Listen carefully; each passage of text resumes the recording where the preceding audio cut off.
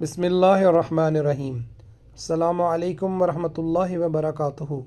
اللہم صلی علی محمد وعلی آل محمد۔ فضائل اعمال۔ صحابہ کرام رضی اللہ عنہم کے زہد و فقر کے بیان میں اس بارے میں خود نبی اکرم صلی اللہ علیہ وآلہ وسلم کا اپنا معمول اور اس کے واقعات جو اس امر پر دلالت کرتے ہیں کہ یہ چیز حضور صلی اللہ علیہ وآلہ وسلم کی خود اختیار فرمائی ہوئی اور پسند کی ہوئی تھی، اتنی کثرت سے حدیثوں کی کتابوں میں پائے جاتے ہیں کہ ان کا مثال کے طور پر بھی جمع کرنا مشکل ہے۔ حضور صلی اللہ علیہ وآلہ وسلم کا ارشاد ہے کہ فقر مومن کا تحفہ ہے۔ حضور صلی اللہ علیہ وآلہ وسلم کا پہاڑوں کو سونا بنا دینے سے انکار۔ حضور صلی اللہ علیہ وآلہ وسلم کا ارشاد ہے کہ میرے رب نے مجھ پر یہ پیش کیا کہ میرے لیے مکہ کے پہاڑوں کو سونے کا بنا دیا جاوے۔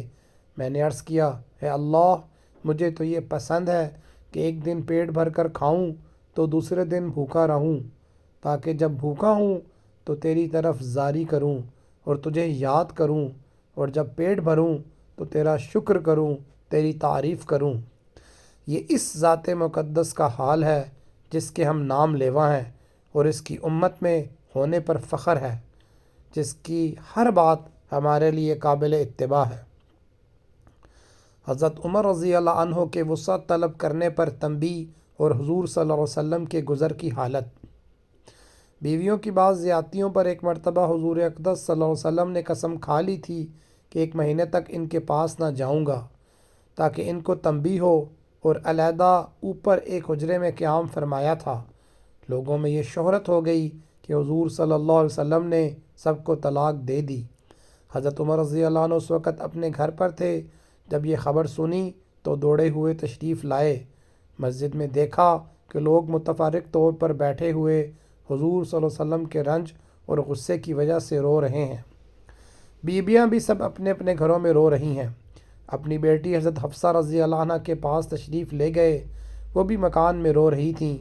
فرمایا کہ اب کیوں رو رہی ہو؟ کیا میں ہمیشہ اس سے ڈرایا نہیں کرتا تھا کہ حضور صلی اللہ علیہ وسلم کی ناراضگی کی کوئی بات نہ کیا کر؟ اس کے بعد مسجد میں تشریف لائے۔ وہاں ایک جماعت ممبر کے پاس بیٹھی رو رہی تھی۔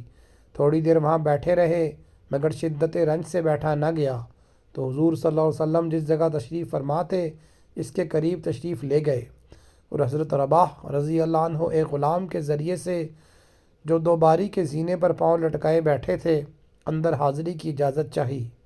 انہوں نے حاضر خدمت ہو کر حضرت عمر رضی اللہ عنہ کے لیے اجازت مانگی، مگر حضور صلی اللہ علیہ وسلم نے سکوت فرمایا، کوئی جواب نہ دیا۔ حضرت رباح رضی اللہ عنہ نے آ کر یہی جواب حضرت عمر کو دے دیا کہ میں نے عرض کر دیا تھا، مگر کوئی جواب نہیں ملا۔ حضرت عمر رضی اللہ عنہ مایوس ہو کر ممبر کے پاس آ بیٹھے، مگر بیٹھا نہ گیا، تو پھر تھوڑی دیر میں حاضر ہو کر حضرت رباح کے ذریعے سے اجازت چاہی۔ اسی طرح 3 مرتبہ پیش آیا کہ یہ بےتابی سے غلام کے ذریعے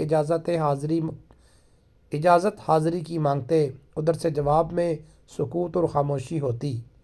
تیسری مرتبہ جب لوٹنے لگے تو حضرت رباح رضی اللہ عنہ نے آواز دی اور کہا کہ تمہیں حاضری کی اجازت ہو گئی۔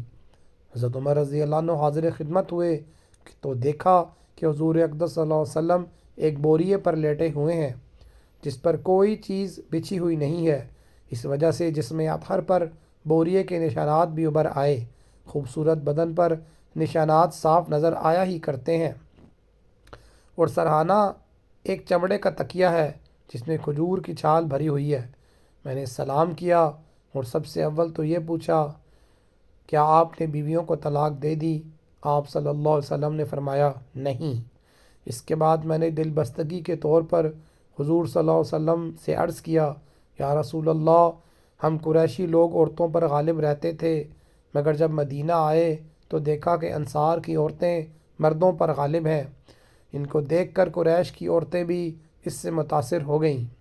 اس کے بعد میں نے ایک آدھ بات اور کی جس سے نبی صلی اللہ علیہ وسلم کے چہرے انور پر تبسم کے آثار ظاہر ہوئے۔ میں نے دیکھا کہ گھر کا کل سامان یہ تھا: 3 چمڑے بغیر دباغت دیے ہوئے اور ایک مٹھی جو ایک کونے میں پڑے ہوئے تھے۔ میں نے ادھر ادھر نظر دوڑا کر دیکھا تو اس کے سوا کچھ نہ ملا۔ میں دیکھ کر رو دیا۔ حضور صلی اللہ علیہ وسلم نے فرمایا کیوں رو رہے ہو؟ میں نے عرض کیا یا رسول اللہ کیوں نہ روؤں کہ یہ بوریے کے نشانات آپ کے بدن مبارک پر پڑ رہے ہیں اور گھر کی کل کائنات یہ ہے جو میرے سامنے ہے۔ پھر میں نے عرض کیا کہ یا رسول اللہ دعا کیجئے کہ آپ کی امت پر بھی وسعت ہو۔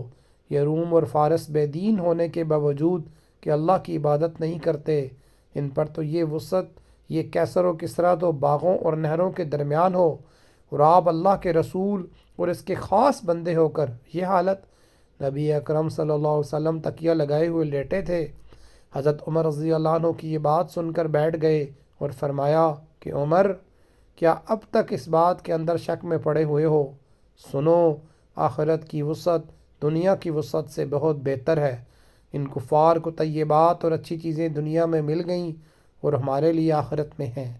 حضرت عمر نے عرض کیا کہ یا رسول اللہ میرے لیے استغفار فرمائیں کہ واقعہ میں نے غلطی کی۔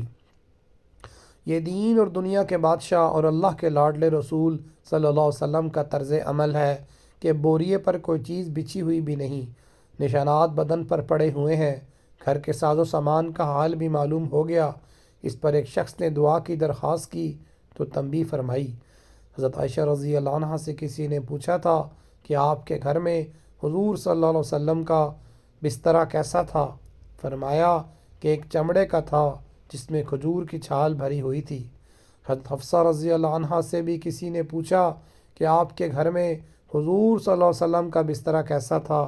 فرمایا کہ ایک ٹاٹ تھا جس کو دوہرا کر کے حضور صلی اللہ علیہ وسلم کے نیچے بچھا دیتی تھی۔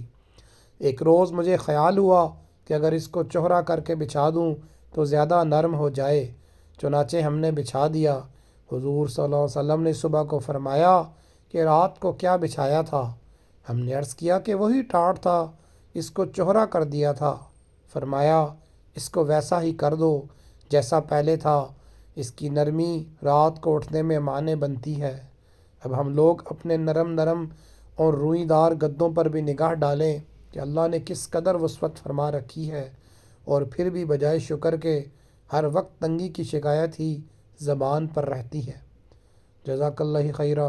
السلام علیکم ورحمۃ اللہ وبرکاتہ۔